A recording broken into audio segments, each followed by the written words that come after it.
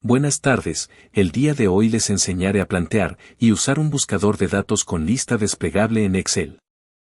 Al momento de finalizar una tabla de magnitudes similares a esta, es normal que no nos convenza su organización, pues como podrán apreciar, la búsqueda de datos se torna tediosa y en algunos casos, cuando la proporción de la tabla es enorme, casi imposible. Para esta clase de situaciones, es ideal usar un buscador convencional en el cual tú escribirás un dato clave, como el nombre de un elemento, para encontrar todos los datos que le acompañen. Pero ¿qué sucede cuando el lector de la tabla no conoce todos los datos que puede buscar? O cuando un pequeño error, ya sea de ortografía, o incluso, de acentos, no les permite encontrar el dato exacto que desean.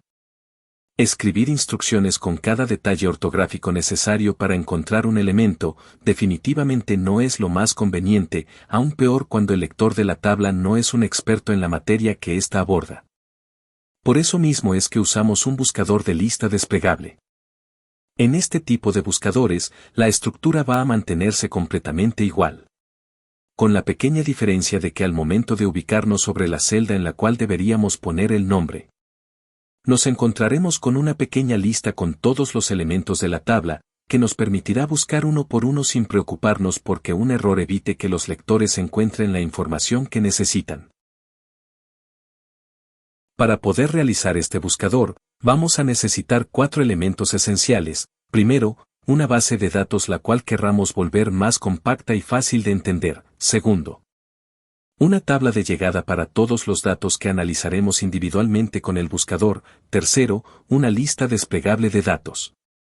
Y por último, la función buscar valores, que nos permitirá hallar todos los datos que necesitamos. Como pueden ver, ya tenemos la base de datos y la tabla de llegada, por lo que nos faltaría insertar una lista desplegable de datos de la siguiente manera. Nos pararemos en la celda deseada, en este caso, la marcada en rojo. Luego nos dirigiremos a la pestaña de datos en la barra de tareas. Al ver el apartado de herramientas de datos, nos encontraremos con la función validación de datos la cual nos abrirá una pestaña nueva. Nos acercaremos al apartado de permitir, y bajaremos hasta la opción de lista pues buscamos que cada elemento nos aparezca en forma de una columna al momento de presionar el filtro.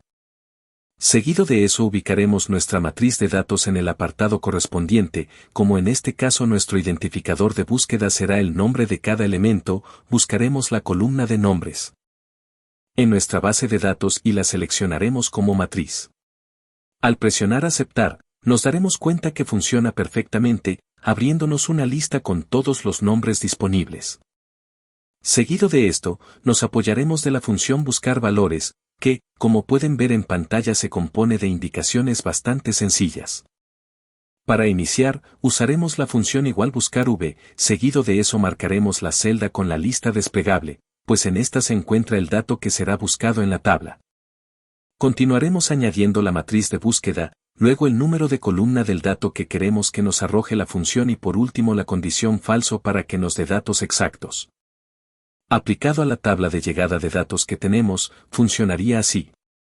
Seleccionaremos el espacio vacío en el que encontraremos nuestro dato y iniciaremos la función buscar v, luego pondremos la celda con la lista desplegable, la matriz en la que buscaremos los datos, y en este caso el número 2, pues buscamos el segundo dato de la tabla, finalizaremos con la condición de falso y eso ya nos arrojará el dato que necesitamos. Ahora, realizaremos de nuevo el proceso en la siguiente para que quede muy claro.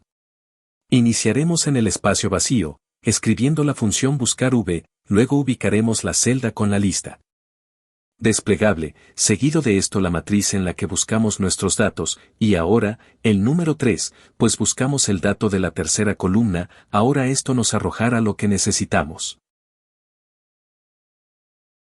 La fórmula la seguiremos usando en todos los espacios vacíos, solo cambiando el dato que buscamos, es decir, el número de la función. Al final la tabla nos quedará automatizada correctamente y nos permitirá, por ejemplo, ocultar todos los datos desordenados para evitar la sobreestimulación del lector. Esta nueva tabla, como pueden ver también recibe datos de un formato condicional, así que es una muestra exacta de los datos de cada elemento pero arreglados de forma adecuada para que el lector no sufra de fatiga visual. Eso sería todo, muchas gracias por su atención.